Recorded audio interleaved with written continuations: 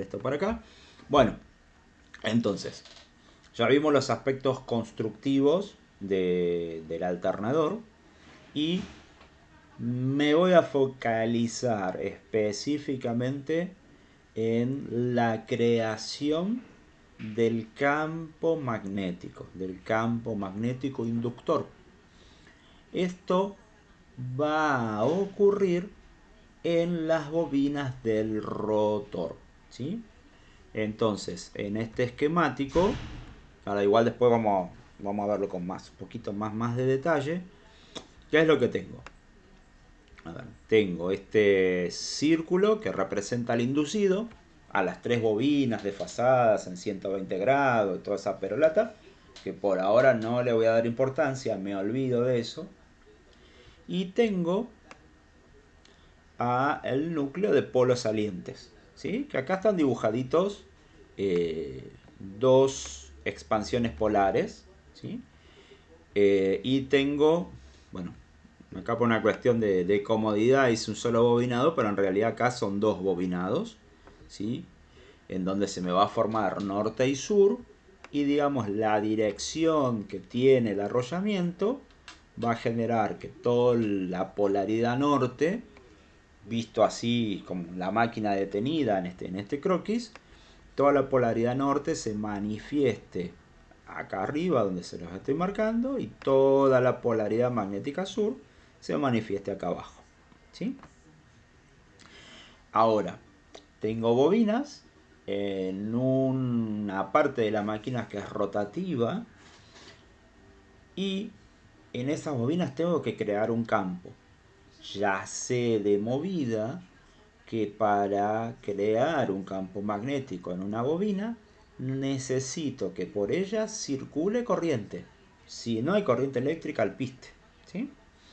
Bien, entonces acá tres detalles creo. En primer lugar, a la corriente que me genera el campo magnético inductor la voy a llamar corriente de campo o corriente de excitación, ¿sí? Va a ser una corriente, estamos hablando en un lenguaje por ahí de cuando recién se empezaron a construir las primeras máquinas, ¿sí? En donde se habla de la excitación, ¿sí? Cuando se crea un campo, ¿sí? Si crea un campo magnético estoy haciendo excitación, ¿sí? Entonces, la corriente que crea el campo magnético se va a llamar corriente de excitación. Primer detalle. Segundo detalle. Como necesito que siempre en esta pieza polar esté un polo magnético, en este caso el norte, y que en esta otra pieza polar esté siempre o se manifieste siempre la misma polaridad magnética, en este caso el polo sur, la corriente eléctrica tiene que circular en un único sentido. Esto nosotros lo conocemos como corriente continua, ¿sí? O sea, de por sí la corriente de excitación o corriente de campo va a tener la característica de ser continua, ¿sí? Y necesito que sea continua para que se mantenga la polaridad magnética en cada una de las piezas polares, en cada una de las bobinas del rotor o del inductor. Tercer detalle. Tenemos un elemento que se está moviendo y que va a recibir corriente eléctrica, corriente de excitación, desde el exterior. De alguna manera se tienen que vincular la parte móvil de la máquina, o sea el inductor, con los dos cablecitos que me forman el circuito externo por donde va a venir la corriente de excitación, ¿sí? Y ahí es donde entra en juego, ahora después hay unas fotitos ahí como para verlo en más detalle, ahí entra en juego los famosos anillos rozantes con las escobillas. De tal manera que la corriente de excitación ingresa a través de una escobilla, por contacto circula por el anillo, circula por las bobinas, ¿sí? del rotor o del inductor, sale, circula por el segundo anillo, por contacto obviamente se continúa la circulación a través de la escobilla y por el cablecito que tiene la escobilla sale hacia el exterior, ¿sí? Cierra el circuito. Bien. Si recordamos la formulita que vimos en la clase pasada, permítanme que voy a ir a esas diapositivas de la clase pasada, manqueame en unos minutitos. Excitación, excitación, excitación, excitación. Creo que es esta, me parece.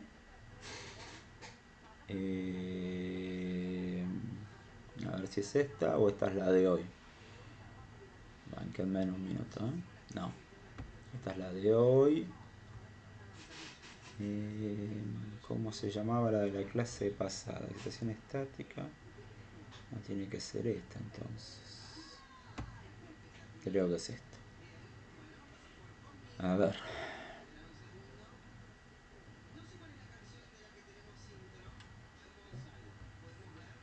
Esto es lo de la clase pasada. Acá está, esta formulita. Si vamos a la formulita de la clase pasada, esta larga, ¿sí?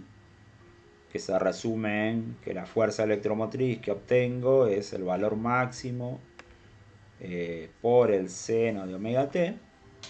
Acá aparecen varias cosas. Por un lado, los aspectos constructivos de la bobina, ¿sí? A y B, que son el largo y el ancho, la cantidad de vueltas, el N, ¿sí? Eso tiene que ver con las bobinas del rotor, ¿sí? Del inductor. Después aparecía 2pi y F, que tiene que ver con la frecuencia, que eso ya lo hablamos, ¿sí? En la mitad de la clase de hoy. Y algo que acá no está señalado, a propósito, es que tengo que la fuerza electromotriz, el valor de tensión que obtengo del alternador, depende del campo magnético. Y justamente nosotros ahora estamos hablando de eso, la creación de ese campo magnético inductor. ¿Sí? El campo magnético que aparece en esa expresión de cálculo y que es el que me va a permitir modificar los valores de tensión. Ojo, porque antes hablábamos de los valores de frecuencia, ahora empezamos a hablar de los valores de tensión. ¿Sí? El valor de tensión va a depender en mayor medida de justamente cuánta corriente eléctrica, cuánta corriente de excitación circule por el bobinado inductor. Entonces, a través del sistema de excitación, yo puedo regular, ¿sí?, la tensión de salida.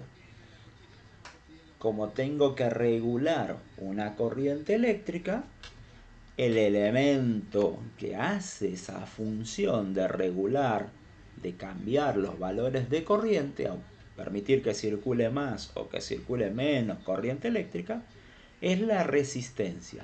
Y en particular vamos a tener una resistencia variable. ¿Sí? Agrando la imagen. Miren que ahí lo pongo más de frente. Entonces, ¿sí? Acá tenemos una resistencia variable, ¿sí?, que tiene todo el alambre de la resistencia enrollado en este núcleo tipo forma de anillo, principio y final de la resistencia, ¿sí? Y esto que ven acá no es más que un cursor, ¿sí?, un bracito móvil, ¿sí?, que uno lo puede, digamos, puede modificar su posición manualmente. Acá, bueno, en realidad está del otro lado, pues está dada de vuelta. ¿Sí? Hay como una especie de manija, de cursor que permite el movimiento de esta patita. ¿Sí? Entonces, la resistencia que ustedes tienen dibujadita acá, tienen un extremo, que sería este, el otro extremo, que sería este. Noten que el otro extremo no está conectado a nada, ¿sí? O sea, esta patita queda libre. Y esta flechita, que sí está vinculado a algo, que es justamente este cursor. ¿Por qué está unido entre estos dos extremos, ¿no? Entre el medio y este punto? Porque justamente entre estos dos terminales voy a tener valores diferentes o valores variables de resistencia en función de en qué posición se ubique la patita ahí del cursor. Esta resistencia dentro del lenguaje de las máquinas eléctricas va a recibir el nombre de reóstato de campo. ¿Sí? Ese es el nombre que tienen estas resistencias. ¿Sí? Entonces, a través del reóstato de campo, ¿sí? Modifico el campo magnético del rotor del generador, ¿sí? Y al modificar eso, obviamente va a cambiar el valor de tensión eléctrica que sale o que se induce en las bobinas que están en el estator. Reanudar, ahí está. Bien, entonces, a ver, lo que podemos observar acá en estas dos imágenes son justamente el detalle de los anillos rozantes y de las escobillas. ¿Sí? Esto sería el eje del alternador y hay como una especie de paquete también de corona ahí aislante respecto del eje, y sobre esa corona están montados dos anillos de cobre. Sobre cada uno de estos anillos se apoyan las escobillas, ¿sí? Estos dientitos que ustedes ven acá, esto que les estoy marcando, ¿sí? Estas son las piezas de carbón grafito.